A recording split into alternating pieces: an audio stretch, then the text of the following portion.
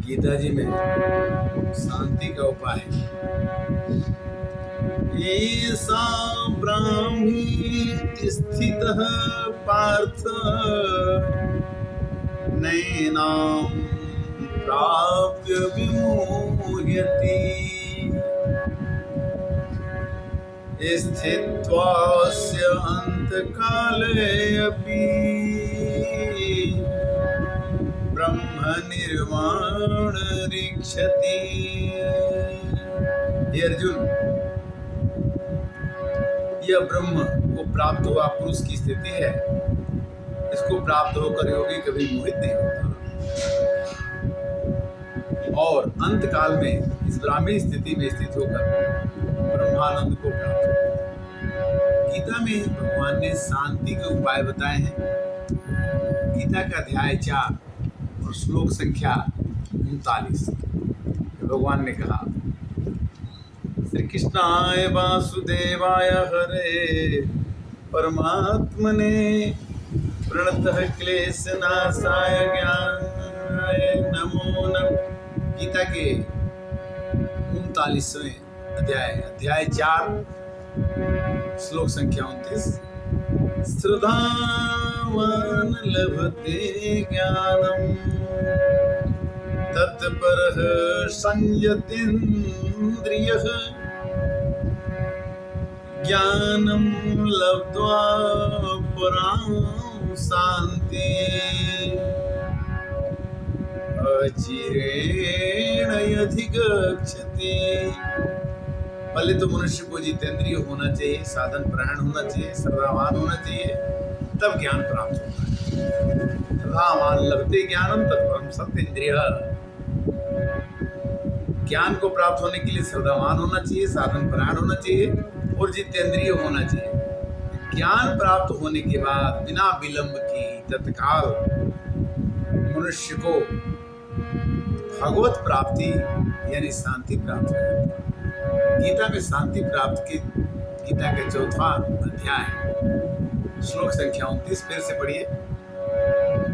श्रद्धावान लभते ज्ञानम तत्परः संयतेन्द्रियः ज्ञानम लब्ध्वा परां शांतिम अचिरेण अधिगच्छति। जब श्रद्धावान होगा उसे ज्ञान जरूर मिलेगा और साधन परायण होगा तो उसे ज्ञान जरूर मिलेगा और उसे शांति भी मिलेगी और उसे भगवान भी मिलेंगे।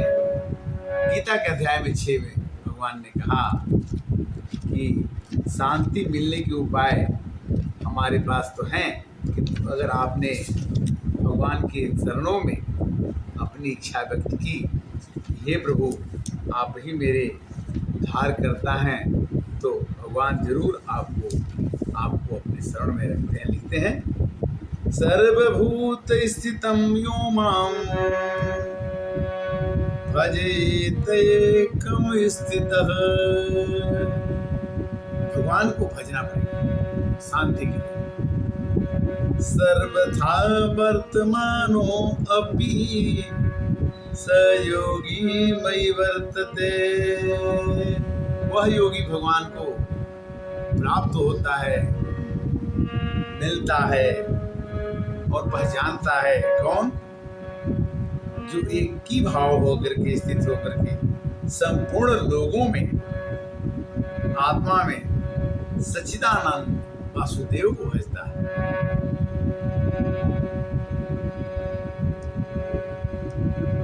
सर्वभूत स्थितं यो मां। सभी आत्माओं में मुझ वासुदेव को देखता है। सर्वभूत स्थितं यो मां भजत एकम आस्थितम। भगवान सभी स्थित है, उनको भजता देखता। सर्वथा वर्तमानो अपि। वो हमेशा सर्वदा वर्तमान में भी पीछे भी वह योगी भगवान में वर्तता है। यह भगवान को ही उसमें देखते हैं। गीता में 6ठे अध्याय के 15वें श्लोक में भी भगवान ने कहा, श्री कृष्णाय वासुदेवाय हरे परमात्मने प्रणतः क्लेशनाशाय गोविंदाय नमो नमः। भगवान कहते हैं, युजलेव सदा आत्मन् योगी नियतमानसः शांतिं निर्वाण परमां मत संस्थाम अधिगच्छति। पहले तो अपने मन को बस में करना होगा, तब योगी आदमी बनता है।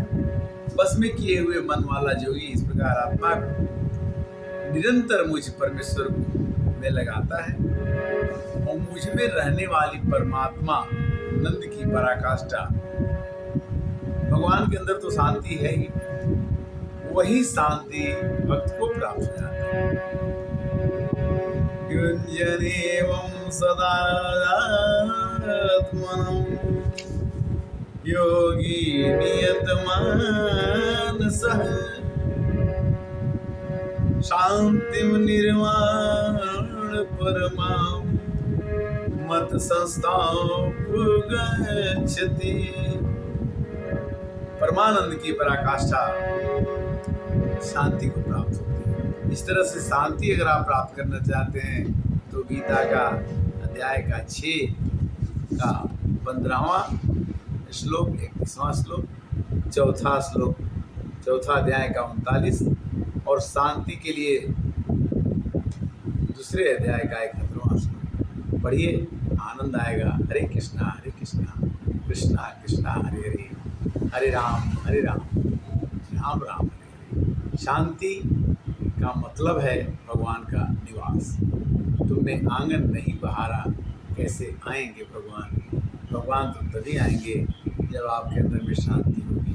जिसके अंदर में द्वेग होगा, भगवान को रहना कहाँ है?